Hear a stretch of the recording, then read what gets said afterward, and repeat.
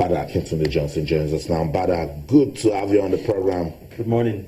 Thank you for having me. Bada, what's your take so far on the African Women's Cup of Nations? I think I've been blown away by the quality of football on display. The Nigeria-South Africa game could have been a World Cup game, a female World Cup game.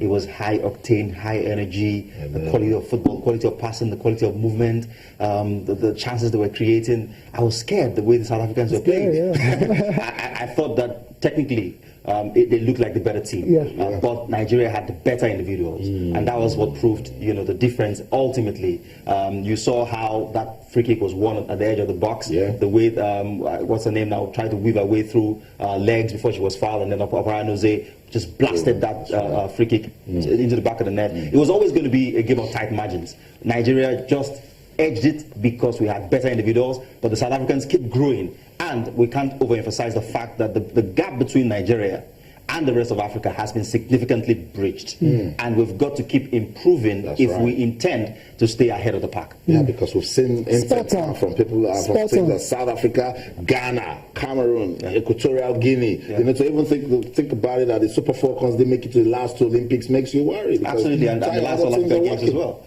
I remember those days when we used to watch the Falcons beat teams 12-0, 8-0. Yes, those struggle to win. Good days. I mean, those days might never return because the quality of football all across the continent is growing by the day, which is fantastic. The quality of the competition is improving per time, and more players from these countries will keep going to Europe and getting the right exposure. And once they bridge that gap completely, the field is leveled up, and so you've got to earn your win in every game. That's right. When they go to the World Cup, an African team will put up a good. Absolutely. Exactly. So Nigeria-Ghana final Saturday. Nigeria-Cameroon. I beg your pardon. So that's going to be another very tough. It's going to be a bruising encounter for the Super Falcons. I saw the other semi-final between Ghana and Cameroon, and the Cameroonians just battered the Ghanaians for 90 minutes, and I expect that that's what they're going to do. Be very physical, staying in front of our players, make it difficult for them to break them down, and on set piece situations, frustrate our players, batter our goalkeeper into submission.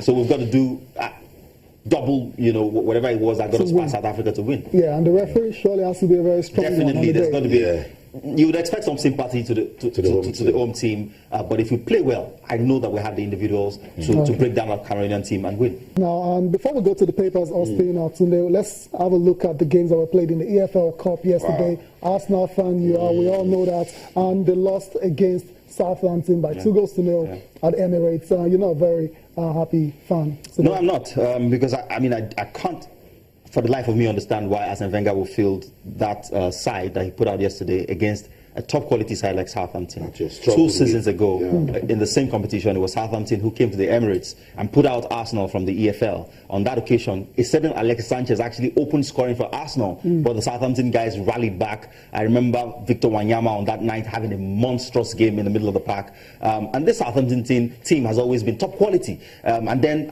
Arsene Wenger changed 10 players from the side that started the last game, and quite shockingly, there was no cutting edge. You looked at the team. Lucas Perez was playing his first game since he got injured in the last round of the EFL Cup.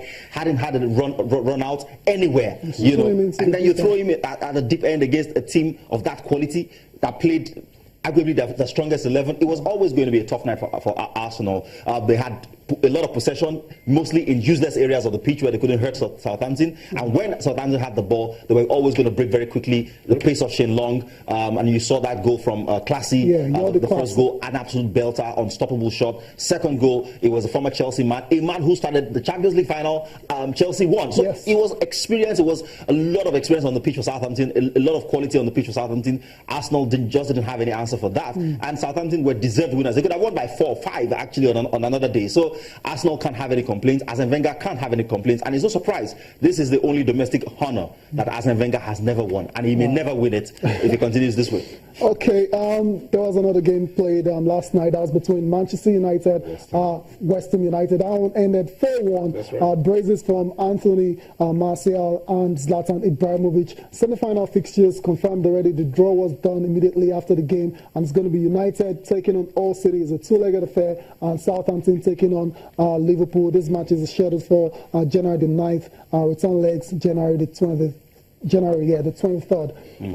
United, more of the same, played really well, but this time around they took their chances. It was a difference really between this game and the one that happened on Sunday. Yes. And Zlatan could even have scored more. That was the level of dominance of United over 90 minutes, and you can't begrudge them. They thoroughly deserved the win. Last Sunday it was a combination of inspired goalkeeping and bad marksmanship. Yeah. Yesterday, it was United were a joy to watch going forward. I mean, the quality of their movement and passing. It just looked like the United that United fans really want to see under Jose Mourinho. And like someone joked yesterday, the last time Mourinho was suspended, the team won convincingly against Sunderland, I think. Yes. Yesterday again, he was suspended.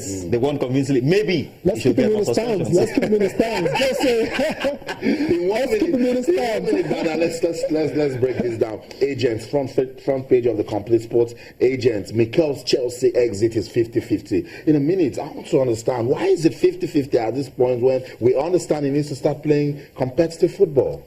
Mikel is at an age where he can't afford to sit perpetually on the bench. I can understand if you play once every week. Unfortunately for him, Chelsea are not in Europe, so Chelsea play only once a week. So there's no opportunity for him to get a run of games in other competitions because they only have the league for now, and then from January they would have the FA Cup as well. Maybe we'll start to see him more often. But I think it's high time he left. He's had an absolutely successful career at West London, and I think he just needs a new challenge. For me, he's not in any way near done. I think Mikel can still give 3-4 years at the highest level. And I think maybe a new experience might just, recharge his batteries, refire him, get him playing his best football again, and maybe win a couple more honours before he calls it quits. Yeah, who knows? We'll round off quickly with a sporting life, and this one, PFA fans Premier League Player of the Month. Moses is the best. I mean, it was a landslide win for Moses. More accolades for the Nigerian international. He's been incredible, and that's been very, very, very conservative with the word. Because, I always knew, like most of us, that he's a quality player. But the extent to which he's taken his quality these days has been absolutely mind-blowing. It seems like the system Chelsea are playing now was made for Victor Moses. He's thriving, he's enjoying his game, he's defending very well, he's attacking with verve, and he's top quality. And I think it's a deserved honor for him. And if you leave me, I'll let you keep participating. Thank you so much for coming on the show. Always a pleasure. All right. Okay, thank you for watching. Enjoy the rest of your day. I'm Tayo Salah. Okay, we leave the studio, but you can keep talking to us on Twitter or channels_sports, Facebook channels like Sports. I'm Austin Okunakman. We'll be back again tonight to talk some more sports, but until then, in everything you do, remember to keep talking sports. Bye for now.